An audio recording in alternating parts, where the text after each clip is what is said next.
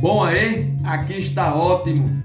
Nas aldeias com Noronha, de volta às resenhas literárias. E hoje nós traremos o mais famoso romance de capa e espada da literatura universal, Os Três Mosquiteiros de Alexandre Dumas. Vem comigo para entrar nesta aventura histórica.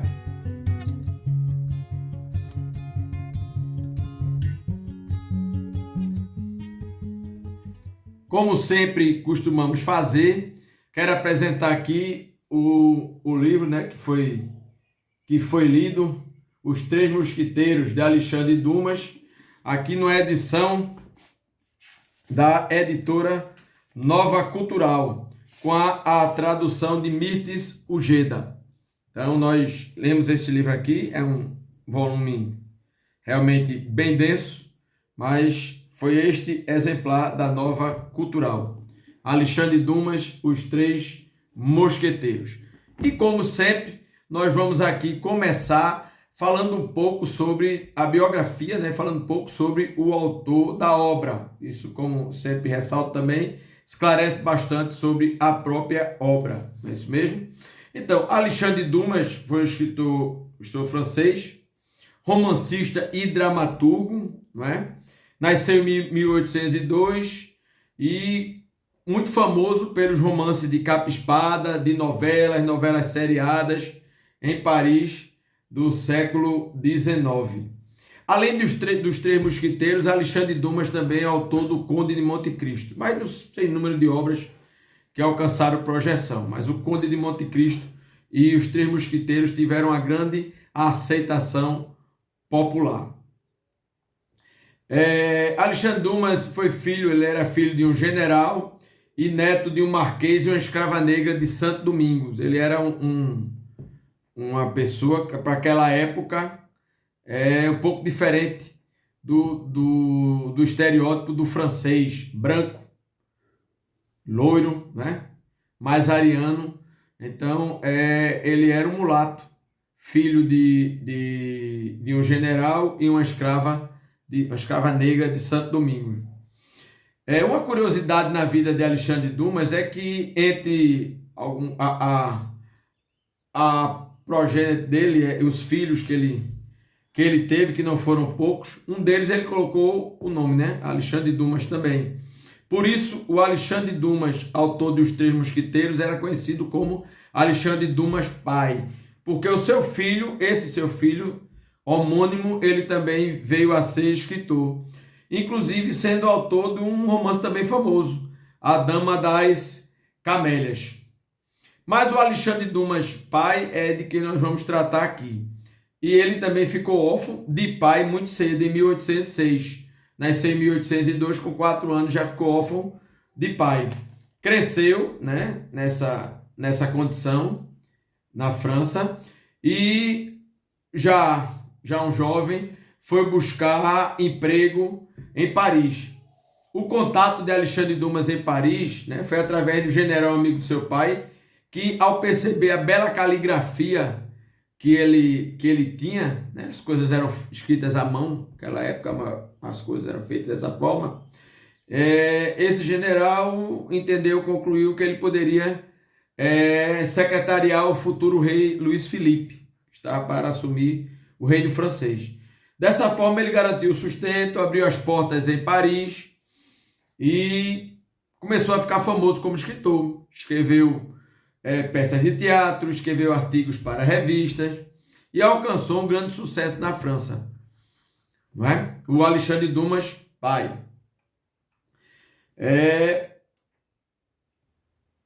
Alexandre Dumas se tornou um divulgador astuto. Ele fazia as peças, fazia seus escritos, ele mesmo divulgava, não é? Mas ele tinha uma questão com ele. Ele era meio extravagante, ele tinha uma vida extravagante, ele sempre gastava mais do que ele ganhava, não é? Mas sempre conseguia resolver isso dessa forma, com a literatura. E escrevendo as peças de teatro dele como romances seriados e publicando nos jornais franceses, notadamente jornais parisienses da época, não é? O trabalho como escritor, na realidade, rendeu muito dinheiro a Alexandre Dumas, mas ele vivia endividado com o seu estilo de vida, vivia endividado com as inúmeras amantes, o seu chateau, né, que era grande e dispendioso, sempre repleto de muitas pessoas habituadas, inclusive, a essa generosidade de Alexandre Dumas, né? Aquela pessoa de mão solta, muito generosa, sempre recebendo as pessoas. Isso acabou trazendo alguns problemas para ele, além de diversos romances, diversos casamentos e filhos, né? E com a deposição do rei Luís Filipe e com a cessão do rei Napoleão III, pelo qual Alexandre Dumas não era bem visto, o rei Napoleão III não gostava muito dele, em 1851 ele foi para Bruxelas, né, na Bélgica, e foi até fugindo dos seus credores.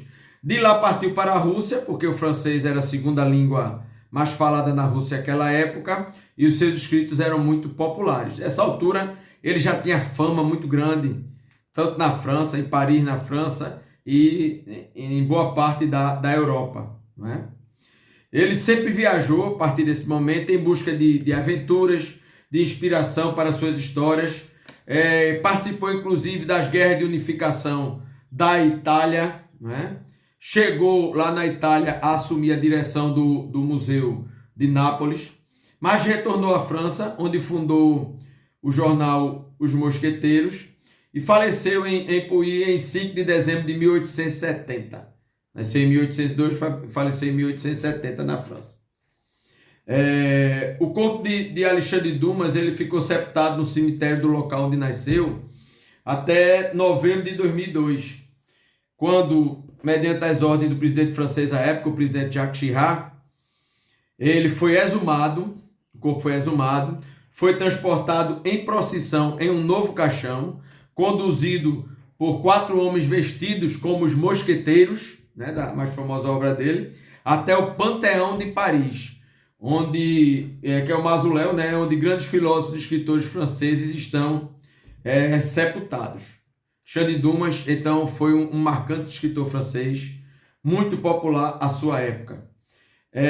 Nas palavras do próprio presidente Jacques Chirac, na ocasião dessa exumação e sepultamento no Panteão francês, o presidente ele falou, eu vou ler aqui, essas palavras resumem bem o sentimento do presidente, mas também do povo francês, né? Abre aspas. Contigo nós fomos D'Artagnan, Monte Cristo e Bálsamo, cavalgando pelas estradas da França, percorrendo campos de batalha, visitando palácios e castelos. Contigo nós sonhamos, fecha aspas. Então, essa honraria de transpor os gestos mortais de Alexandre Dumas para o Panteão de Paris foi um reconhecimento ao mais lido escritor francês, cujas histórias foram traduzidas em mais de 200 países, né? Aliás, foram traduzidas em quase 100 países. Quase 100 países. 200 é o número de filmes, quase 200 filmes inspirados no romance capa e espada Os Três Mosqueteiros, que inclusive teve diversas continuações compartimentadas através de seus personagens. Mas isso é a história aqui para frente sobre essa obra que nós estamos apresentando, Os Três Mosqueteiros. Então vamos lá. Os Três Mosqueteiros foi um romance que começou a ser publicado em 1840 no folhetim do jornal La Sécle, e foi o primeiro da série de capa e espada, que em 1844 foi lançado em livro e deu a Alexandre Dumas fama internacional. Ele começou a escrever a obra como ele fazia com outras obras suas, ia lançando de forma seriada no periódico que ele trabalhava ou que aceitava as obras dele, não é? Só em 1844 foi lançado em livro e concedeu essa fama internacional a Alexandre Dumas. Uma trama altamente elaborada, não é? De um ritmo frenético, cheia de ação, que resumidamente conta as aventuras de D'Artagnan, que é um cavaleiro, e seus amigos mosquiteiros Athos, Porthos e Aramis, a serviço do rei Luís XIII e da rainha Ana da Áustria, enfrentando as constantes ciladas do cardeal de Richelieu, o cardeal Richelieu. E aqui a primeira nuance importante e interessante dos Três Mosquiteiros. Muitos personagens, inclusive esses que eu falei aqui agora, eles são personagens históricos, eles de fato existiram. O rei Luís XIII existiu, esses personagens, D'Artagnan, esses senhores, D'Artagnan, Athos, Porthos, Aramis, existiram, né? A rainha Ana da Áustria existiu, e o cardeal de Richelieu também existiu, inclusive na estrutura pública, né, da corte francesa. Então, começando em 1625, né, veja que Alexandre Dumas começa a escrever Os Três Mosquiteiros em 1840, mas ele situa em 1625. O rei Luís XIII, que é o rei da França, ele reina sobre a França e tem como seu primeiro-ministro o cardeal de Richelieu, o cardeal Richelieu. Sua esposa é Ana da Áustria. Esses casamentos arrumados, né, da nobreza europeia naquela época. E por ser inexperiente na condução das coisas do Estado, o rei apoiava-se sempre no seu ministro mais próximo, aquele que tinha a função de apaziguar as questões do reino e cuidar da segurança, que era justamente o cardeal Richelieu, que política e estrategicamente assegurava a coesão e a segurança do reino. Richelieu, ele era muito eficaz nesse sentido, não é? Já D'Artagnan é um jovem idealista que vem da Gasconha, do interior, parte para a capital para tentar realizar o sonho de se tornar mosquiteiro do rei. Os mosquiteiros eram a guarda pessoal da corte francesa e do rei, não é? O pai de D'Artagnan conhecia o senhor de Troisville, que era capitão dos mosquiteiros, e escreve uma carta de apresentação. Só que D'Artagnan, quando chega a Paris, ele se vê envolvido em um tremendo complô contra a rainha Ana da Áustria. Esse complô é tramado pelo maquiavélico cardeal de Richelieu. Além de maquiavélico, muito ambicioso politicamente o cardeal e quer separar, desestabilizar o reino, tentando separar o rei da rainha Ana da Áustria, já que foi um casamento arrumado politicamente. Então, duelos, emboscadas, sequestros desafiam o jovem D'Artagnan a todo momento. Mas ele consegue fazer amizade com 3 mosquiteiros do rei, Athos, Porthos e Aramis.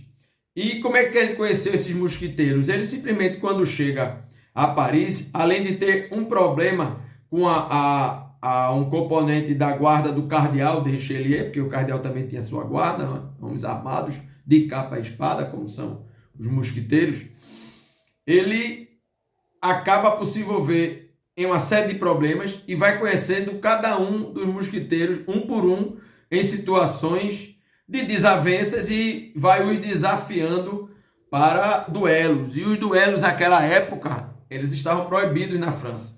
Mas ele vai, e um por um, ele vai tendo os entreveros, aí desafia Athos, desafia Porthos e desafia Aramis, um por um. E os 3, mais ou menos assim, em sequência, nos horários, os 3 muito amigos, eles falam um para o outro, foram desafiados para o duelo era proibido, marcam num local escondido esmo e convidam um ao outro, né? Ah, vamos, eu tenho um duelo meio-dia, o meu é meio-dia e meia, o outro meu é 1 hora, por exemplo, né? E aí vão os 3, chegam lá, se dão de frente com D'Artagnan, não é? E aí começa a perceber no jovem da Gasconha, do interior da França, um destemor muito grande, não é? Ele não consegue duelar porque os guardas do cardeal chegam para impedir o duelo e eles acabam os 4 enfrentando os guardas do cardeal, vencem os guardas, não é? Mas a partir daí eles começam a enfrentar os seus inimigos em comum, que são o próprio cardeal Richelieu, os seus guardas, Milady, que é uma linda mulher a serviço do cardeal, linda, mas também maquiavélica e calculista mulher a serviço do cardeal, os huguenotes e os ingleses inimigos da coroa francesa. Na época, a França tinha uma rivalidade muito grande com a Inglaterra e havia inimigos ingleses, inimigos da coroa francesa. Né? Então, o tema central da obra a temática é sempre as tramas de Richelieu para comprometer a rainha Ana da Áustria por conta do sentimento que ela nutre pelo Duque de Buckingham, né, inglês, que é favorito do rei Carlos I da Inglaterra. A partir daí, os quatro amigos enfrentam uma rede de intrigas, sequestros, lutas, assassinatos e paixões. Aí começa a velocidade da história. O cardeal de Richelieu, falando dos personagens principais, é o autocrata sinistro, maquiavélico e distorcido, né? Sem escrúpulos. Ele é justamente o antagonista dos heróis cobertos por valores cavalheirescos, representados por D'Artagnan e os Três Mosqueteiros. Luís XIII, o rei da França à época, é um marido fraco, que vive à sombra de seus ministros, é manipulado, porém ele admira a coragem dos mosqueteiros e é indulgente com eles, inclusive os perdoando muitas vezes os seus excessos em brigas, em escândalos que eles se envolvem em Paris. Não é? Ana da Áustria é a personagem vítima de um casamento político, presa das perseguições do cardeal Richelieu. E o Duque de Buckingham é um suposto amante da rainha da França, e ele encarna aquele personagem romântico que sofre por um amor impossível. É o Duque de Buckingham. Os quatro amigos eles não têm muito em comum, né, entre si, a não ser serem muito bons no manejo da espada. Eles têm características de temperamento bem diferentes. Mas a amizade entre eles é imediata e sem ressalvas. É exatamente aquela frase que é muito famosa, que a gente vê nos filmes, né, dos Três Mosqueteiros, um por todos e todos por um. Realmente esse lema, mesmo sem estar dito no livro, pelo menos na versão que eu li, ele está o tempo todo presente, um por todos e todos por um. É uma aventura cheia é um romance cheio de diálogos e aventuras, no melhor estilo de Dumas, e a gente começa a ler, quer ler, lê as páginas e páginas sem cansar. Para quem gosta também do estilo, é claro, não é? Porque os Três Mosqueteiros, a obra popularizou esse tipo de romance de capa e espada.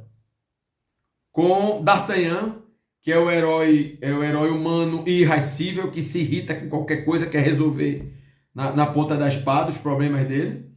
O vaidoso Porthos ele é vaidoso, ele é vaidoso, ele gosta de estar próximo a pessoas importantes, gosta de ser cortejado. Aramis já é ambivalente, ele já participou de atividades religiosas, ele era mosquiteiro do rei, mas ele vivia muito dividido entre a função de mosquiteiro e a sua intenção de voltar a se tornar um religioso, até um monge. E Athos, que era um alcoolista melancólico, bebia demais, mas provavelmente assim, notadamente, o mais intelectualizado desses quatro personagens. Então, essas características dos quatro personagens essas características fazem com que eles não sejam heróis perfeitos. Eles não são heróis perfeitos. E é justamente essa força literária da obra que aproxima os leitores, que pode se identificar com os heróis, não é? Eles são heróis, eles são valentes, eles são resilientes, eles são fiéis um ao outro e ao rei, muito fiéis ao rei, mas eles também bebem, eles também seduzem, eles também brigam, não é? Eles têm arrobos emocionais e não são heróis limpinhos, Isso faz com que eles se aproximem da realidade do ser humano, principalmente do ser humano daquela época, não é? A obra, o romance, foi adaptado para o cinema, tem diversas continuações baseadas nos seus personagens, né? Algumas histórias de Aramis, outras histórias de D'Artagnan continuando, de Athos, de Porthos, então tem diversas continuações. E um por todos e o todos por um, de fato, transcende os limites da literatura.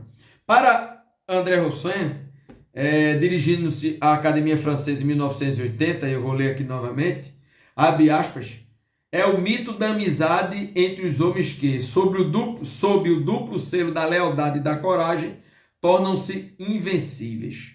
É este o grande mito da obra de Os Três Mosquiteiros de Alexandre Dumas. Né? Fecha aspas, é invencíveis.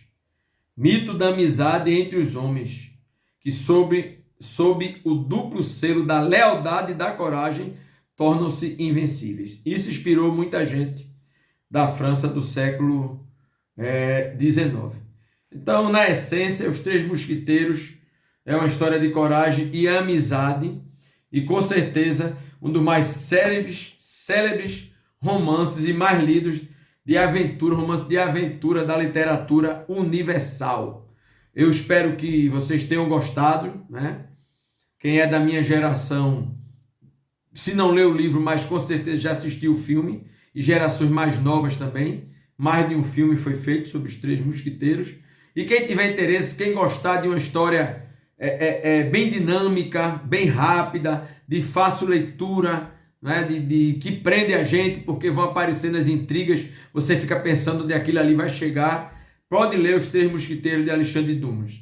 É uma grande leitura e é uma viagem por esse mundo francês do século XIX, o mundo, né, da capa e espada. Na realidade, o romance é ambientado no século XVII, né, nos anos 1600, mas é uma grande viagem nesse sentido.